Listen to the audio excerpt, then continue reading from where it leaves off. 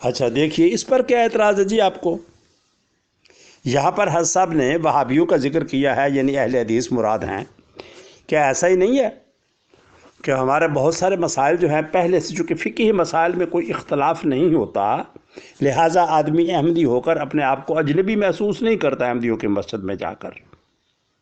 ہاں، مثال کے طور پہ ہم بھی خطبہ جمعہ جو ہے اہل حدیث کی طرح اور ہمارا ایک جیسا ہے کہ امام صاحب واز کرتے ہیں اپنی زبان میں، کچھ عربی میں پڑھا، پھر اپنی زبان میں واز کیا، پھر بعد میں خطبہ ثانیہ پڑھا اور نماز پڑھا دی۔ لیکن بہت سارے دیوبندی، بلکہ تقریباً سارے دیوبندی اور بریلوی، وہ کیا کرتے ہیں، پہلے ایک لمبی تقریر کرتے ہیں، پھر 2 عربی خطبے پڑھتے ہیں۔ تو وہ بندہ جب آئے گا ہماری مسجد میں تو اجنبی محسوس کرے گا، لیکن اگر حدیث آئے گا تو اجنبی نہیں محسوس کرے گا۔ سمجھے آپ؟ اسی طرح ہم سینے پر ہاتھ باندھتے ہیں، دیکھا ہے آپ نے ہمارے حضرت صاحب کو بھی جی، تو اہل حدیث بھی سینے پر ہاتھ باندھتے ہیں جی۔ اسی طرح سے وہ میں نے فاتحہ خلف امام کی بات کی، آمین بالجہر، یہ ایسی چیزیں ہوتی ہیں، ظاہری تشابہ جو ہوتا ہے یہ آدمی کے لیے آسانی پیدا کرتا ہے۔ تو اہل حدیثوں کو چند ایک مسائل میں تبدیلی کے بعد آسانی کے ساتھ وہ اپنا اسی فقہ پر عمل کرتے ہوئے جماعت میں رہ سکتے ہیں۔ اس مسئلے میں خود میری اپنے والد صاحب سے گفتگو ہوئی، ہمارے صاحب مرحوم و مغفور سے، تو انہوں نے یہی کہا مجھے۔ Next audio.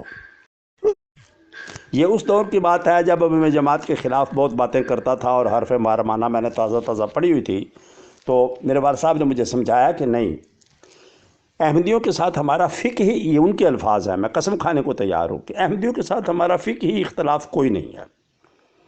انہوں نے ایک نیا نبی مان لیا ہے، ہم کسی نئے نبی کی آمد کے قائل نہیں ہیں، یہ ہے اصل اختلاف۔ اور ہمارے میرے والد صاحب مولوی محمد رضا لاہوری صاحب کی بیان القرآن جو ہے وہ پڑھا کرتے تھے، بالکل پڑھتے تھے، میں خود سناتا تھا ان کو، وہ نابینا ہو گئے تھے تو ان کو مطالعہ کرواتا تھا، اس میں سے صاحب علم تھے، مختلف مکاتب فکر کی کتب کو پڑھتے تھے۔ تو یہ ڈھونگ ہو گیا، کیا کرتے ہیں آپ؟ اسی طرح دیوبندی، مثلا ایک فیملی دیوبندی جو ہے نا وہ احمدی ہوئی، تو ان کے جو بزرگ تھے ان پڑھ تھے، لیکن انہوں نے جب ان کے اوپر آ کر لوگوں نے اعتراض کیا کہ تم بھائی محمد حسین کیوں قادیانی ہو گیا، تو یہ تو انہوں نے کہا بھائی گل سنو، ایک بندے دی شناخت دا رولا ہے، وہ نماز وہ قرآن میں تو کوئی فرق نہیں لگا ادے آکھے بھی، جیڑی میں ادے پڑھدا اس نماز ہوئے ادے پڑھنا، جی میں ادے روزہ رکھنا سنجے ادے رکھنا، کوئی فرق نہیں، تے ایک بندے دی شناخت دا فرق ہے۔